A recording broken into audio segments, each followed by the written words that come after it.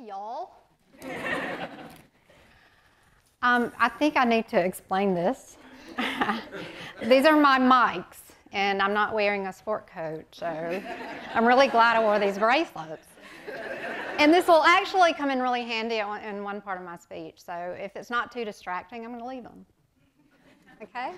I'm so glad y'all are all here. And thank you, Allie, so much. I want to add something about the program Allie designed. That's handmade paper, handmade by Allie's hands. She made it herself, and she's a really incredible book artist. And I want to thank the whole committee. I want to thank everyone for being here. And I also want to say a little bit about this last lecture series. One of the things I love about it is it does give students a voice. I think that's so important. This university prides itself in being student-centered, and this is one example of that, and I really appreciate everyone who's involved in it. One other thing before I get started. This time of year, it's really hard to avoid scheduling conflicts, so there are lots of things going on the campus. Another event that's going on right now, it also started at 6, is something I think is worth it for me to mention and acknowledge. It's the Lavender graduation. It's the first time this university has done one, and I'm thinking it'll probably become an annual event.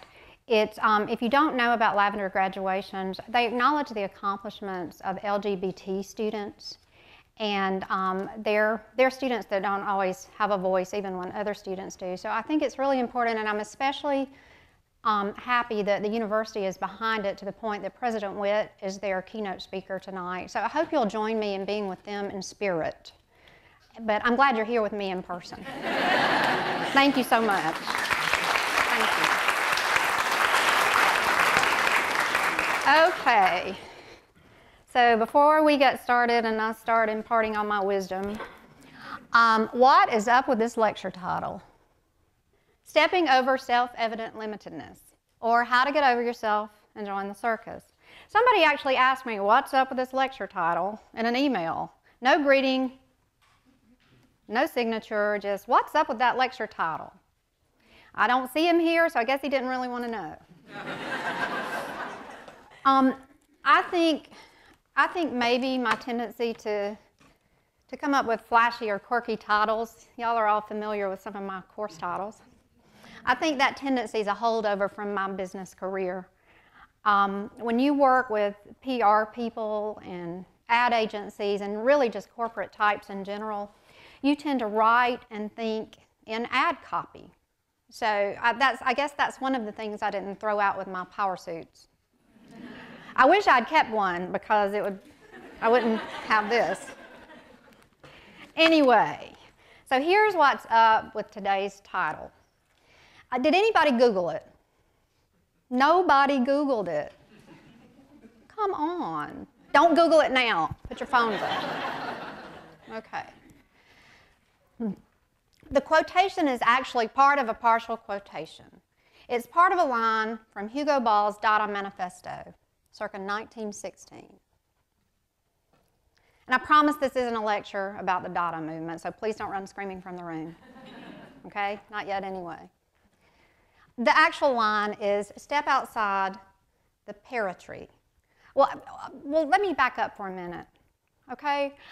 I want to say that I don't think this is a lecture at all, as far as I'm concerned, because if this were really the last chance I had to talk to my students, or to any students, or to anyone, the last thing I'd want to do is to deliver a traditional lecture. First of all, that's not even my teaching style. I think everybody can vouch for that. Okay. Plus, the word lecture implies that the lecturer's voice is the only one in the room, and you expect the audience to arrive at certainties, not necessarily their own certainties. That isn't what teaching is about, at least not for me. And that is certainly not what tonight is about. That's not what this is about. Teaching is more about creating an atmosphere where people can consider possibilities and maybe see themselves through your examples and then reach their own conclusions. That's what I hope I can do for all of you. I've been teaching small classes in seminar settings for a long time, so y'all are really scary to me tonight. Sitting here, there's so many of you, and you're maybe expecting what I'm not too sure I can give you. So just so you know, I've approached this talk as a personal essay, okay? This is not a lecture. I hope you come away with it. I hope you come away from it with something. Maybe I'm just doling out advice. You can reach your own conclusions about that too, okay? The actual quotation from the Dada Manifesto is, "Step outside the paratree of your self-evident limitedness." The original context refers to the word. The word Dada itself on one level, or maybe just word as in logos, as in power structure. And on another level, the original context refers to what the word Dada represents. What is and what is not, and nothing and everything simultaneously. Of course, the word Dada did and does have literal definitions and translations, but for Ball and his cohorts, it basically represented both everything and nothing. A good way to think of it is a sort of a linguistic black hole, the black hole of words. I truly don't want to get into all that. I won't go all Dada on you, I promise. So I'll do the unscholarly thing and slide right past it. For today's purposes, or tonight's purposes, I was really going for the vibrant, free spirit of the Dada movement, the breaking free of stagnation, limitations, whether imposed by yourself or your culture. I think that sentence, "Step outside the paratree of your self-evident limitedness," captures that spirit as well as anything else in the Dada Manifesto of 1916. There were two, by the way. We're concerned with the 1916. Dada was about subversion, and really they were basically flipping off the artistic establishment, or maybe establishments in general. They were subverting the status quo, bourgeois values, conformity, commerce and its evil twin capitalism. Sorry, business professors. Pretension in general, artistic, academic, otherwise. Those people, the Dada painters and sculptors and musicians and writers, and yes, philosophers, no heckling please. I'll say it again, just to be subversive, Dada philosophers. Those people really went off the chain and flew their freak flags, and that's why I love them. By the way, my favorite Dada personality is Baroness Elsa. I would say her whole name, but Dr. Doty's in here, and he'll make fun of my pronunciation, so I'm not. But Baroness Elsa, that's her full name. There she is. Here she is with the poet Claude McKay. A lot of you probably know his work. Those photos were both taken in the 20s. And speaking of paratree and self-evident limitedness, don't ever let anyone tell you that this chick is doing anything new or different. And she's not subverting anything either. If you make the cover of Vogue, it's a safe bet you aren't subverting the status quo. The mama of Dada forgot more than the Gaga will ever know about performance art. I hope y'all can dig it. Joining the circus is, of course, a metaphor, and a cliched one at that. On one level, it connotes running away from reality and responsibility. On another level, it means you shouldn't take yourself or even life too seriously. I think we can all agree with that. On yet another level, which is what I intend here, I think it can mean to respect and embrace and even nurture not just what or who you think you are, but what or who you think you're not. Because that's also not only a possibility for you, but also usually a very real part of you. And to not just stop at accepting or embracing or at least considering what you're not at any given time, but to go further and see that what you're not isn't a spectacle to be gawked at like it's a sideshow freak or something shameful to be shunned. with averted eyes, but is in fact a mirror that reveals your own multifaceted possibilities. Oh, that one's right, good. Yay, that's the title.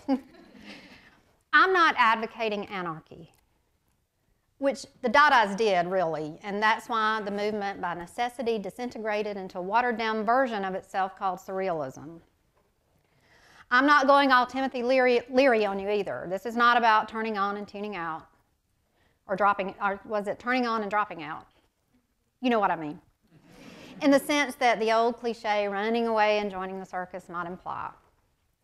This is about you, and you, and you, and you, and you, and you, and all of you. Everybody in here, and it's about me. And each of us as an individual, and the boxes we build around ourselves, to the point that we can't see a distinction between those limits and our very selves. You see, the circus is in the eye of the beholder. Isn't it? You know it's right. Okay. You know it's right. I see you. Y'all do. Okay. And now for the hopefully amusing personal anecdotes that will make all of this concrete for you. One thing I've learned after nearly 20 years of teaching, some of it, when I first started teaching, it was part-time, but after nearly 20 years of teaching, well, I'm part-time now, by the way, but I was really part-time then. I was a corporate drone, and then I taught at night, but I digress.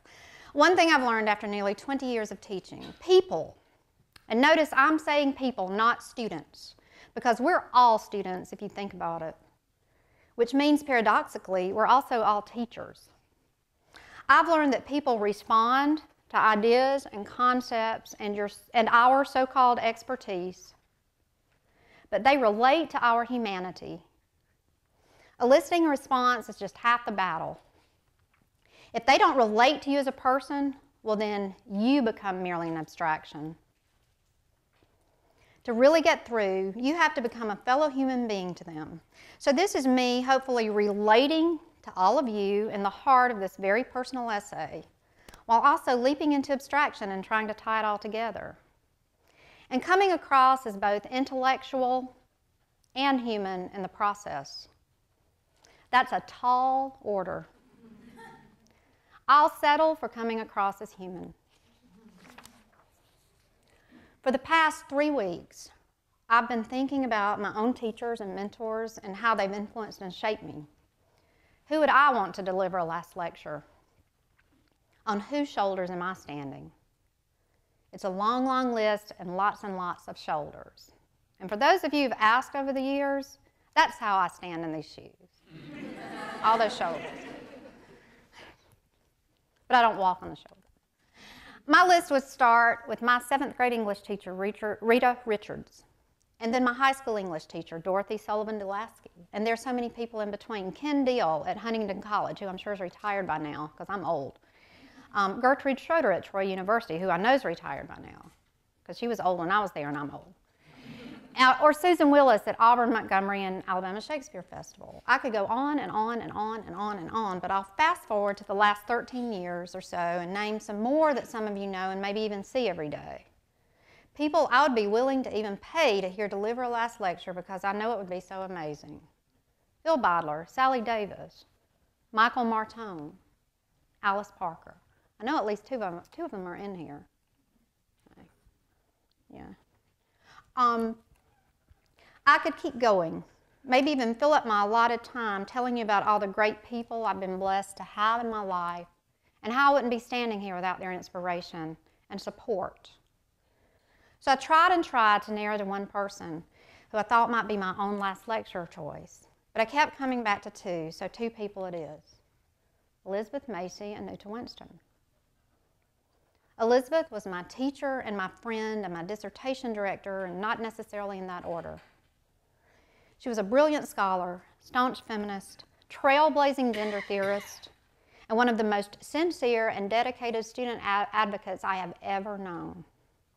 She and Alice Parker were responsible for a women's studies program being established on this campus. That's the program that you all now know as the Department of Gender and Race Studies. Okay. Uta was also a wonderful friend and colleague. We met when we were assigned to co-teach a blunt class when I was a grad student. I was a blunt junior fellow and she was a blunt senior fellow, and we remained friends. Everybody who ever knew her stayed friends with her. You couldn't help it. Uta also had a hand in establishing UA's Women's Studies program, though not many people know that, but that's just like her. That's typical of her. She worked behind the scenes with a quiet dedication, to the point that even some of her closest friends learned of her incredible generosity, much of it involving students. Even her closest friends learned about some of her incredible legacy only as they sat and listened to speaker after speaker praise her at her funeral. Many of you in this room knew Elizabeth and Uta, or you remember them, or at the very least you recognize their names. Unfortunately, we won't ever be able to gather in this way and hear a last lecture from either of them. Uta passed away 5 years ago this month, and Elizabeth died on October 11th of last year. And by the way, if you hear a buzzing sound, that's probably Uta from the great beyond whispering in my left ear. She's whispering really loudly. Stop wasting time. You're boring me. Dada schmada. Or maybe it's Elizabeth whispering in my other ear. That could mean anything from cut the crap to that's brilliant. With me, it usually meant cut the crap and get on with it. That's a paraphrase. Anxiety of influence has very special meaning to me. I was fortunate to spend several lovely hours with Uta only days before she died unexpectedly.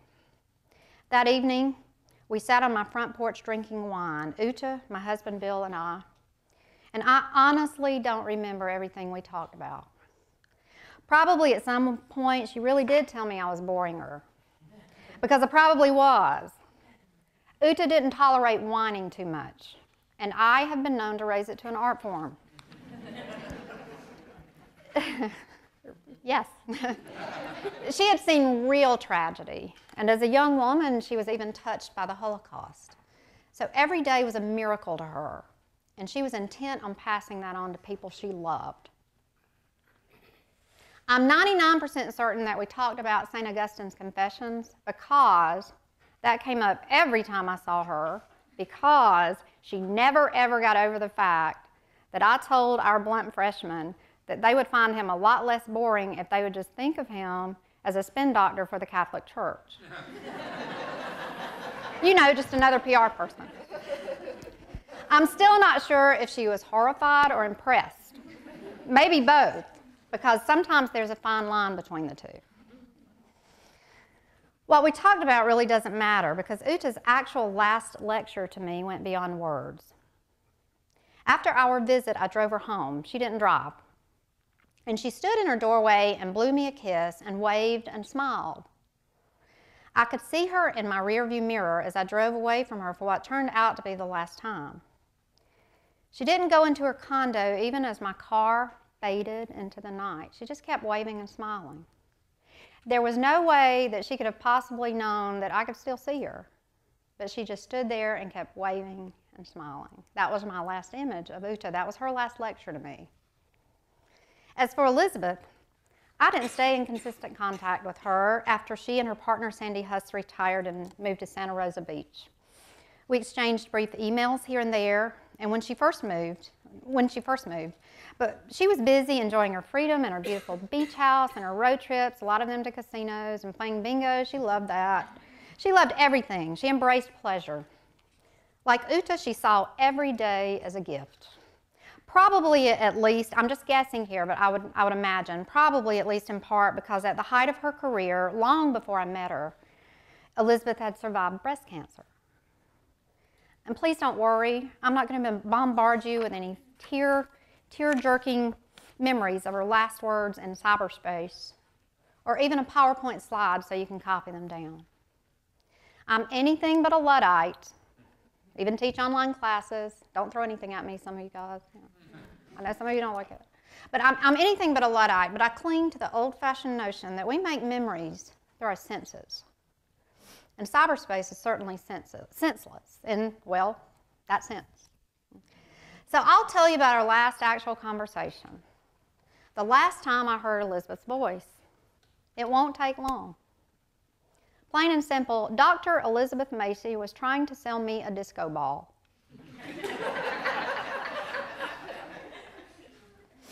Now, I promise you, it says way more about me than it does about her. That of all the people she knew, I was the one most likely to want to buy a disco ball. And she was right. If I could have made it work anywhere in my house, in our house, we would have a disco ball. I'd like to have it in the bathroom, but we couldn't take a bath if we had a disco ball in there. So I didn't buy it. Since this talk is supposed to target people in the 18 to 25-ish age range, it's probably worthwhile to stop here and make sure everybody knows what a disco ball looks like. There you go. That's a disco ball. And this is not the last of the disco ball tonight. I promise you. You'll see it again as both an abstraction and a reality. You will both respond and relate to the disco ball before this hour's up. Now, I didn't think much of this missed disco ball opportunity at the time. Sadly, when you actually do talk to a person for the last time, instead of being in a simulated what-if sort of situation like this, when you actually do talk to somebody for the last time, you generally don't know it's going to be the last time, and I think that's probably especially true if that person's trying to sell you a disco ball. I thought about Elizabeth fairly often during the years afterward, but I honestly didn't think much about the dancing mirrored orb. Freshman comp teachers, how's that for avoiding redundance? The dancing mirrored orb, I didn't think much about it until I learned she had died. After that, I thought of it constantly. Every single time I thought of her, which is pretty much every day. For about 6 months, from last October, when I found out she died, till roughly 3 weeks ago, I would remember with immense sadness and regret what I saw as a missed opportunity. And I would chastise myself for not prolonging that conversation, or at the very least for not buying the damn thing. So I'd have something concrete to remember her by. But at the time of the disco ball conversation, I fully expected not only to talk to her again, but see her. And then earlier this month, something completely unexpected happened that sent me into a panic. I was chosen to be the last lecturer. I never thought it would happen. They tell you when you're a finalist, so of course I knew that, but that was honor enough for me, and I thought that would be it. And then I got that phone call. I'm the witches and bitches teacher, I whined to myself. The witches and bitches teacher can't deliver the last lecture. But the cool thing about this process that truly gives students a voice is that yes, indeed, the witches and bitches teacher can deliver the last lecture. I like to think that maybe even Elizabeth and Uta had a hand in it. Maybe they're out there high-fiving each other somewhere. Or maybe they're cackling over a cauldron. So there I was, the dog that caught the car. When I got over the shock, I started thinking about what I'd say today, and something equally unexpected and beautiful happened. I started seeing that disco ball as a sort of parting gift, almost like a coded message, certainly a metaphor. It was just handed over to me by Elizabeth. Truly a last lecture. Because you see, a disco ball is nothing but a chandelier that stepped outside its self-evident limitedness, got over itself, and joined the circus. I will explain that later. But for now, that disco ball, Elizabeth's last lecture, is going to be my gift to you. That throwaway conversation became so infused with meaning for me that it not only jump-started my astonished soul into planning this talk, it became a sort of visual poetry and triggered emotion, recollected, and tranquility, to quote William Wordsworth, who, by the way, is one of my least favorite poets. In fact, I cannot stand his work, and I have my own special name for his magnum opus, The Prelude. I call it the Quaalude. But his famous line about poetry really works in this case. You see, I'm stepping outside my self-evident limitedness. I'm jumping from my beloved Hugo Ball and Baroness Elsa, and I'm respecting and embracing that freak show William Wordsworth. Now might be a good time for me to share something else I borrowed from yet another writer. His name is Austin Kleon. It's from a talk Kleon gave entitled How to Steal Like an Artist and 9 Other Things Nobody Told Me. A talk that would actually make a perfect last lecture. In one panicked, desperate moment, I actually considered taking Kleon's own advice and just stealing his speech and making this really fun and easy for me as well as for y'all. But I didn't. But I can't resist borrowing one of the parts that I especially like and that is so relevant to what I hope to do for you today. Kleon says that all advice is autobiographical and that when people give it to you, they're really just talking to themselves in the past. I love that. And I agree with it wholeheartedly. So if we follow his logic, and now my logic, because I stole from him, then what I'm saying today is really me talking not to you at all, but to a previous version of myself. I'd like to alter this slightly, put my own twist on it, because that's what you do when you steal like an artist. And I'd like to tell you that this is me talking to several previous versions of myself who are in turn talking to the me who stands before you. Like a mosaic or a web of the self, or a multifaceted disco ball. And if in the process some or all of you also get something out of this conversation among me, myself, and I, if you see a little of yourselves or take something away from it, well, that's all the better. Sometimes we step outside the paratree of our self-evident limitedness because we want to see what's on the other side. It's not that we're unhappy. We're maybe restless or curious. And sometimes we do it not because we necessarily want to see what's on the other side, but because our limitedness can no longer contain us. The paratree becomes cacophony, and it's stifling and finally intolerable. And sometimes we think we've stepped outside the paratree of our self-evident limitedness once and for all, but have in reality just created another box, maybe a cooler, more colorful, more interesting box. But a box is a box is a box. And that happens, and then a wake-up call comes from nowhere and hits us on the head. Sometimes it's a polite little tap. Pardon me, but you have about you the stench of self-evident limitedness. Would you please step outside? And sometimes it's a sledgehammer. Hey, you reek. Get out of here. The latter happened to me 8 years ago. It was Father's Day, 2003, just over a week after I'd successfully defended my dissertation, and I was feeling quite smug and pleased with myself.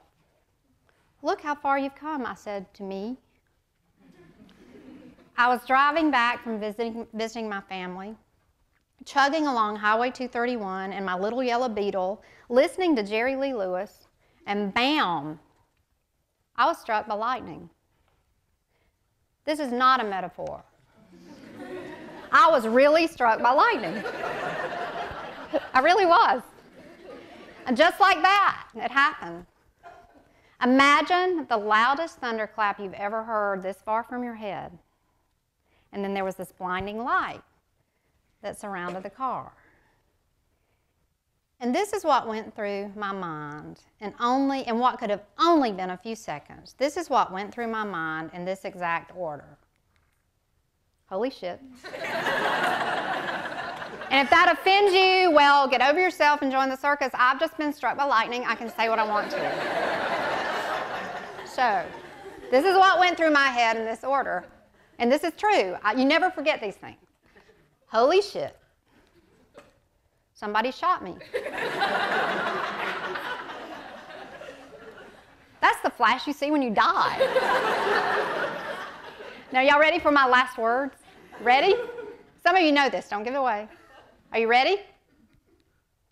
Thank God I finished my dissertation.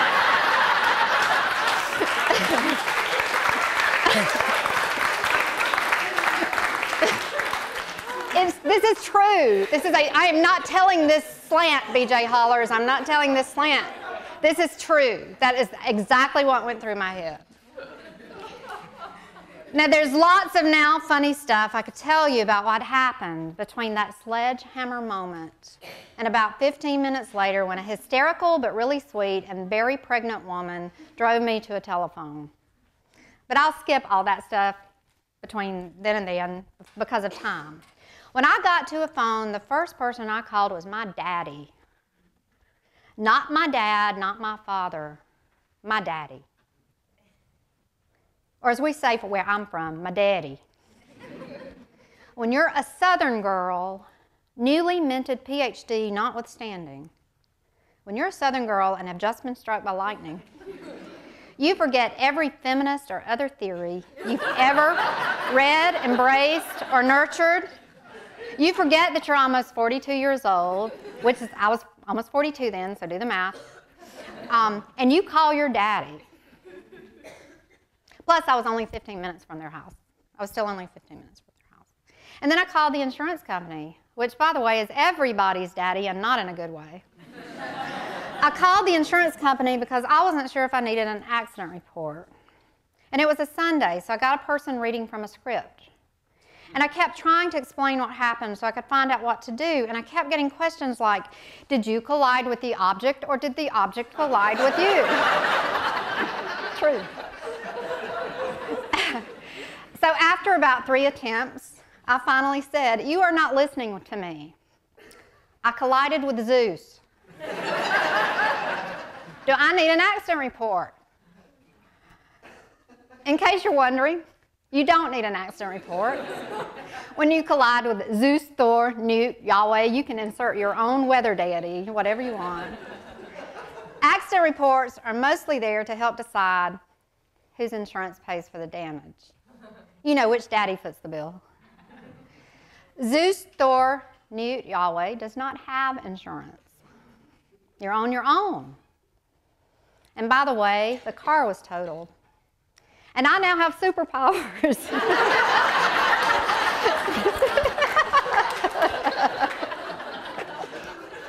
Shazam! I'm sorry I had to do that.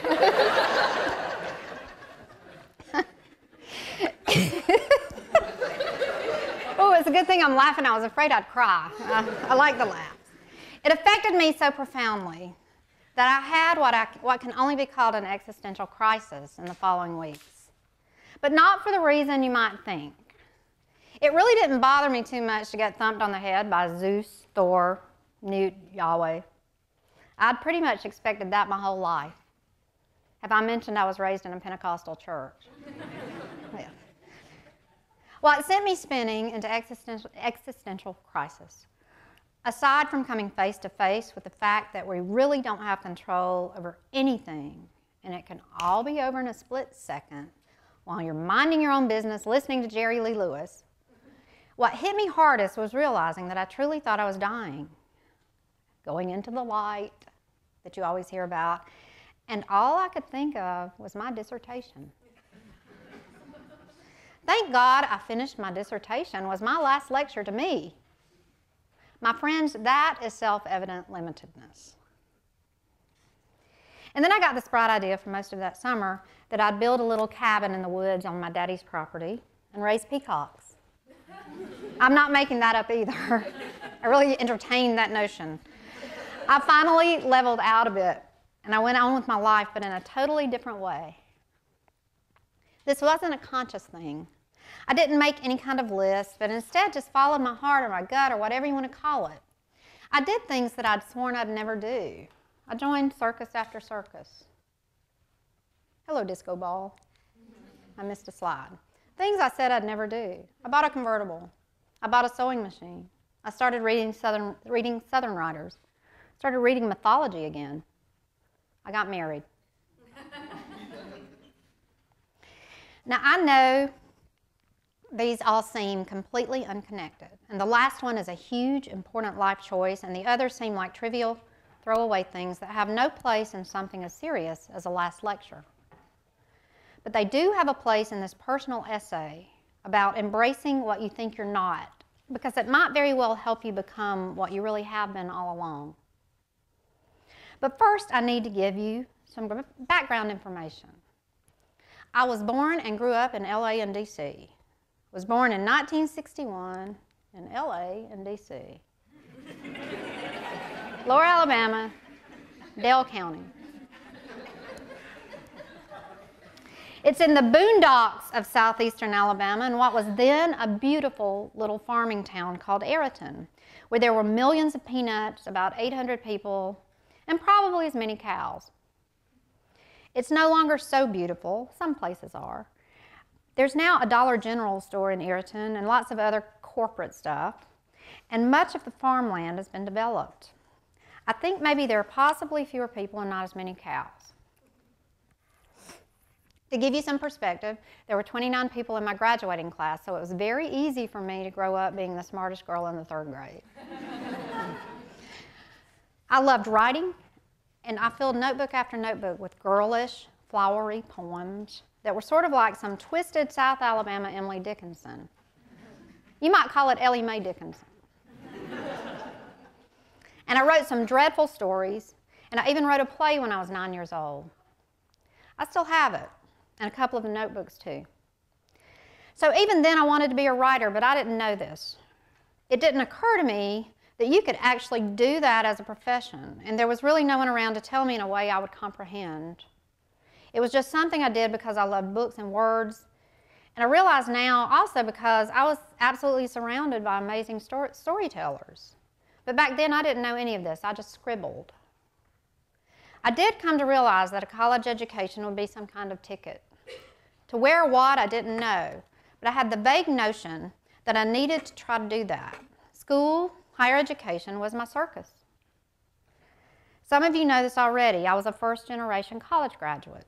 If it had not been for people like Rita Richards and Dorothy Sullivan Dulaski, I would have probably gone through a good bit of my life thinking the ACT was a government agency and the SAT was an abbreviation for the day before the Sabbath. I think the driving force behind my pursuing the ACT and the SAT, what they stood for, the doors they opened, was that I wanted OUT. I wanted out. I wanted to step outside the territory of my self-evident limitedness. At the time, I just called it getting the hell out of Dodge. And get the hell out I did. And I didn't look back for 2 decades. Of course, I went back and visited, but I didn't look back because that would mean facing what I'd been, which of course meant facing who I was. And I spent a good portion of my early adulthood pretending that wasn't the case. I wasn't ashamed, please know that, but I was certainly in denial. I didn't do anything atrocious like make up stories about my background. I just didn't talk about it. I had not just stepped outside my self-evident limitedness, I'd buried it. What I'd not been became who I was, and who I'd been, well, that was the sideshow in my newly found circus. A grotesquerie I gazed upon with averted eyes. I won't regale you with all of my adventures as I jumped from circus to circus, but we'll fast forward to one I eventually joined, the circus that was mid and late 80s corporate America. That big-haired, shoulder-padded extravaganza. It was about as far from LA and DC as I could imagine getting, though in truth it was just an hour and a half north of there in Montgomery. But that was in many ways a lifetime from Dodge. Even during that time, which I think of now as the drone age, I continued skirting blindly around my passions, my heart's desires. My first real corporate job with Sylvan Learning Corporation placed me in the margins of teaching, for example. During the drone age, I was also in the periphery of my other passions, words, language, writing. But it was confined to the lucrative field known broadly as corporate communications. In my case, it meant writing and editing manuals, newsletters, speeches, stuff like that, press releases. So in a real sense, even the passion I was holding on to, language, was so confined by the territory of corporate limitedness that I didn't even realize I was holding on to what I had both been and could be. I don't mean to imply I was completely miserable during the drone age, anything but.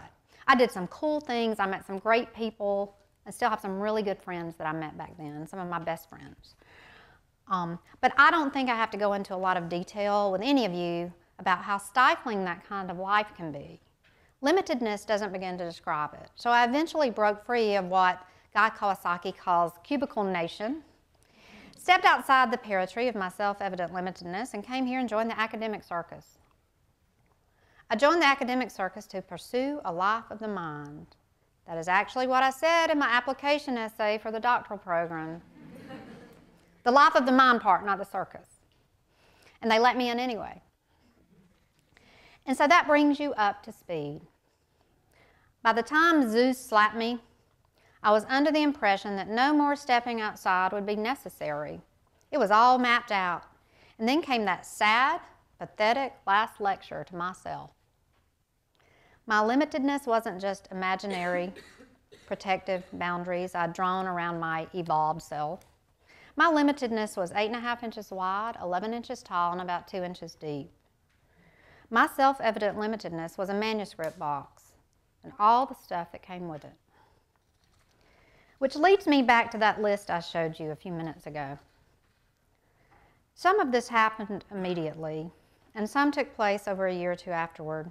And I don't want to imply that I haven't had a number of moments since the lightning strike. One very long moment, in fact, that gave me horrifying drone age flashbacks.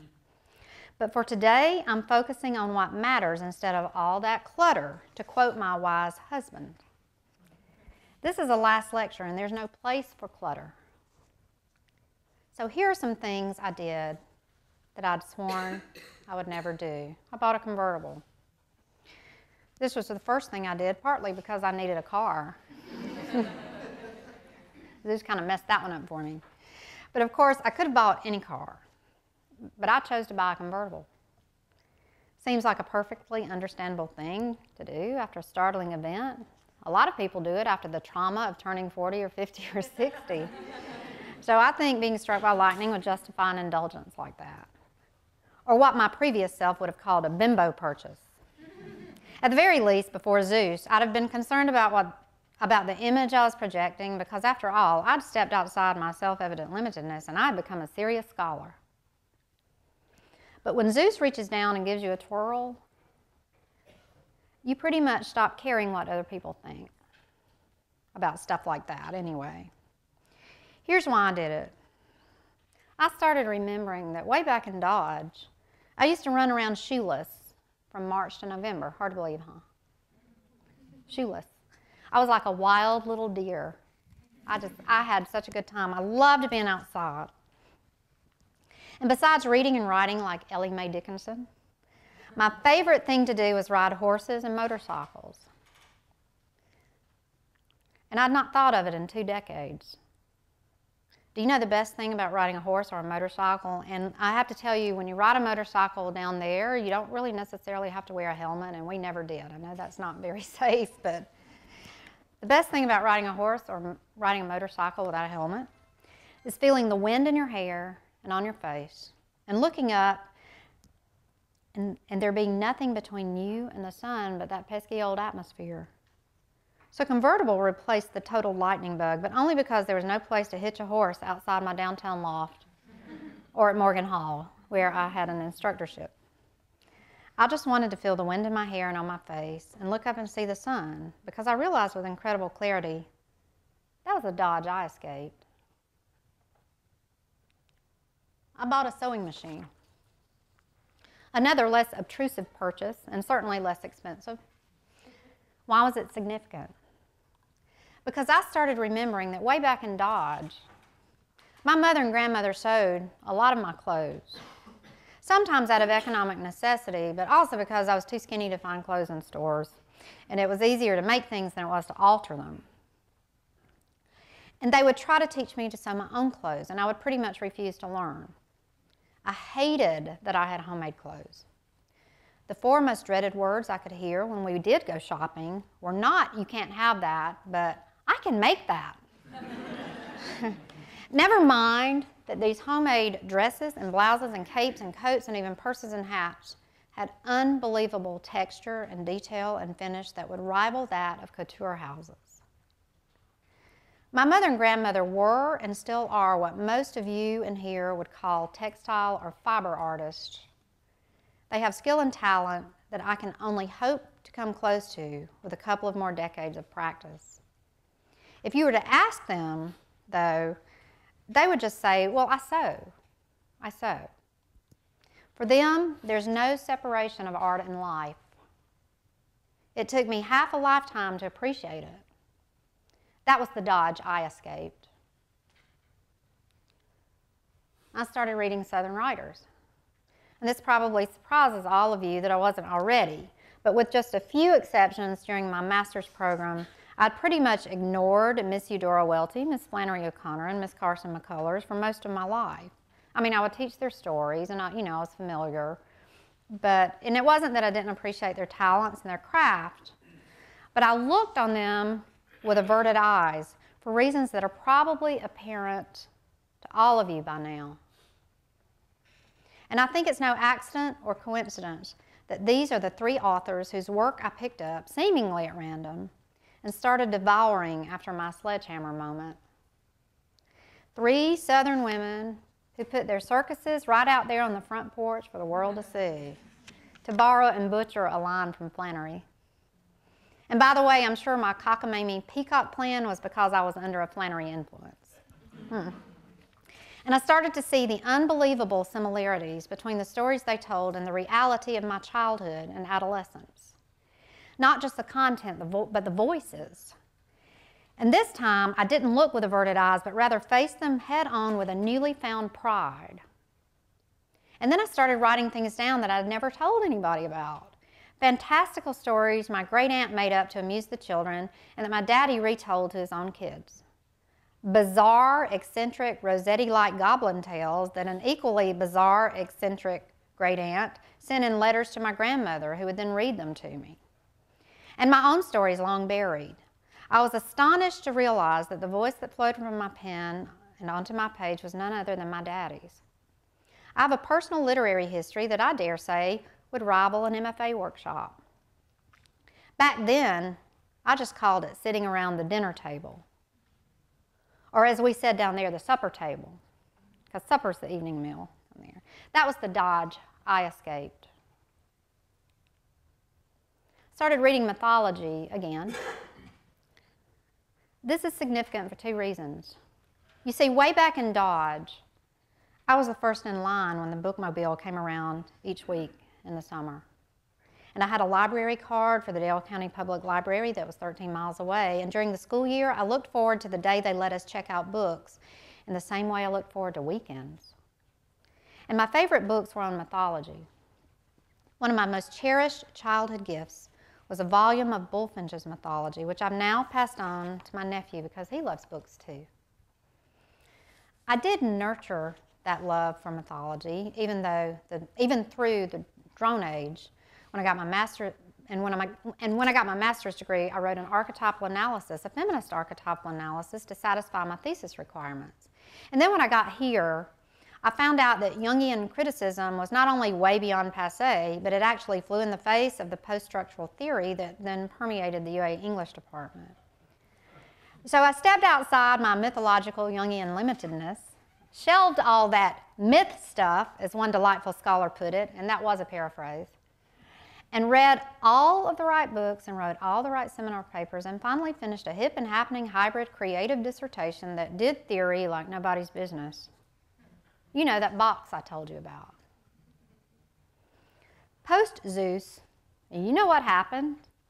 Between Flannery and Eudora and Carson, I don't have to tell you what other books I read. I read dirty books. All of Joseph Campbell, books by William Doty, Clarissa Pinkola Estes, Annis V. Pratt, Merlin Stone. And I left those books out on the coffee table for all the world to see because I didn't care who or what anyone thought I was or wasn't. And I could always claim, Zeus made me do it. And it would be true. And a direct result of re-embracing my beloved mythology, as a direct result of re-embracing my beloved mythology, I created a course. A women's empowerment course. This was not just any course. This was that course, that infamous class. It was the first course I ever developed from both my head and my heart. This is probably the first time many of you have seen the entire title. Most people think it's just this. The class and I have become abstractions for some, which is why I've done the comic strip thing, out of respect for those who have responded without relating. I made that class not only because I loved all that myth stuff and wanted to pass that love on to other people, but also because way back in Dodge, I spent the first 10 years of my life as the only little girl in a family full of boys and men.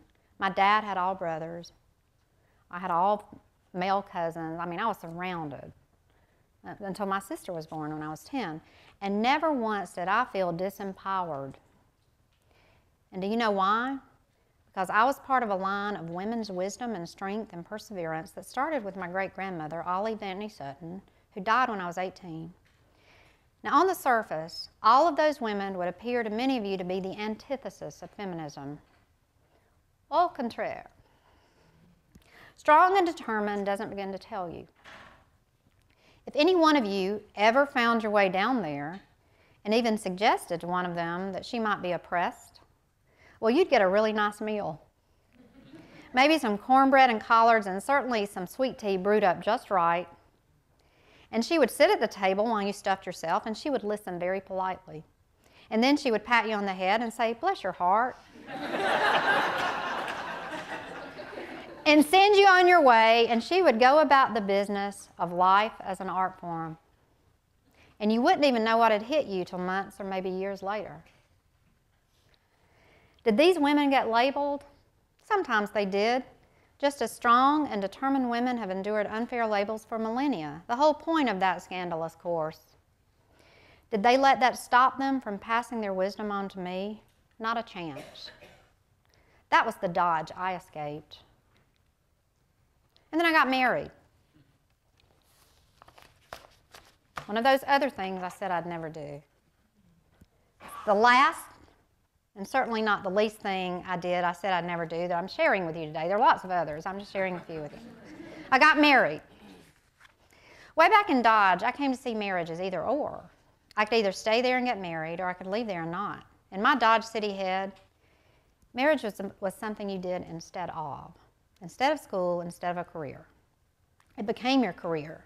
And a perfectly acceptable one, I guess, if you were part of a long line of strong, wise women. But for me, there was no MRS in OUT. As I moved on into the drone age and then the doctoral program, my attitude became even more complex and confused and intricately connected to this whole idea of burying what I thought I no longer was. I reasoned that any potential partner who got what I'd become, whether my drone age self or my scholar self, would never, ever understand what I'd been, what I thought I wasn't. And that was important to me in a twisted way, because even though I was in denial about myself, I was very, very protective. If you loved me, you had to love my loved ones. And vice versa. Any potential partner who got what I was no longer would never, ever accept or understand the me I'd become. So I reasoned. I met this man, who's right here cheering me on, just before Zeus came knocking. I was the geek reading the New Yorker in Bill's sports bar. So we were both stepping outside our self-evident limitedness. And then I learned that while I was way back in Dodge, sitting in my 4th, 5th, and 6th grade classrooms, that he had been one county over in LA, sitting in his 10th, 11th, and 12th grade classrooms. Sorry I gave your age away, honey. The man I married grew up 20 miles from Dodge, and we didn't meet till 2003, after each of us had lived 2 or 3 lifetimes. So what does all of this have to do with a disco ball? You might ask. Probably have about 1,000 times in the last 40 minutes. Well, let's take a look at the disco ball. Consider the disco ball. Or as I might say to a lit class, let's unpack this text. First, I'll remind you of the crazy comparison I made earlier. A disco ball is a chandelier that stepped outside its self-evident limitedness, got over itself, and joined the circus. Both the chandelier and the disco ball provide light, illumination. But there's a really important difference. The chandelier is plugged into a power source. It doesn't really make its own light. It's a channel or a vessel, and the light's dispersed through it. It's quite beautiful, hanging there glimmering from the ceiling, perhaps presiding over some dinner or cocktail party where people come and go, talking of Michelangelo and measuring their lives out in coffee spoons. Test later. It's just right, tasteful and sparkly, but not too. Just what you'd expect. Everything a light source is supposed to be. But without a power source from outside itself, it goes dark. Someone or something else has the control switch. A disco ball, on the other hand, isn't plugged into anything. It makes its own light, sort of, and it does it by reflecting other light that's directed at it. It, in turn, reflects this light in all different directions. One source I checked describes it as well as any others. The disco ball produces a complex display. Imagine what it would be like to have a room full of disco balls, bouncing light off each other, each creating more and endless illumination and possibilities. Imagine what it would be like to have a world full of disco balls. And its complexity doesn't end with the light it disperses. The surface of a disco ball has hundreds or even thousands of facets. Each facet is about the same shape and size, and each one is mirrored. So thousands of little separate pieces come together to make this rotating faceted complexity that flashes light beams into everything around it. Even people, if they stand still long enough. Though a really good disco ball makes people want to dance. It makes them want to spin and sparkle like itself. All these little facets make up itself, each separate but connected and equal in size and importance. And they make the light. And if you look into that self, you see your own self as a complex display of pieces that come together to form a whole. And a disco ball is a crystal ball too, in a way. So by seeing that complex display of yourself, you see your potential, your possibilities. And it's a sphere. Sphere has multiple definitions, and they all apply here. A sphere is a round body whose surface is at all points equidistant from the center. A sphere is the environment within which a person or thing exists. And to ancient astronomers and philosophers, spheres represented the very harmony of the universe. A disco ball is you, and you, and you, and you, and you, and you, and you, and you, and all of you, and it's me. And this evening, I've shown you just a few of my thousands of facets. Both what I am now, am not, was not, will be, or can be.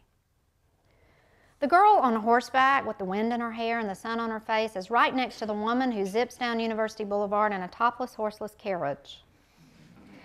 These days, more often a bike, because this woman is trying to be green, something we also did back in Dodge without even thinking about it. The girl in the homemade dress is adjacent to the woman who struggles patiently with textile arts and obsessively collects intricately detailed vintage clothing, hats, and purses. The girl at the supper table sits just above the 49-year-old novice writer with nothing going for her but a built-in Southern voice and a desire to pass those stories on. The girl at her Granny Sutton's knee learning strength and dignity and, yes, feminism from someone who never heard of Betty Friedan or Gloria Steinem or Germaine Greer is right next to the woman who combined her knowledge and expertise with her heart and made a course so she could pass that wisdom and strength and dignity on to other people. And the girl who thought marriage was an either-or proposition is next to the woman who married a guy from one county over.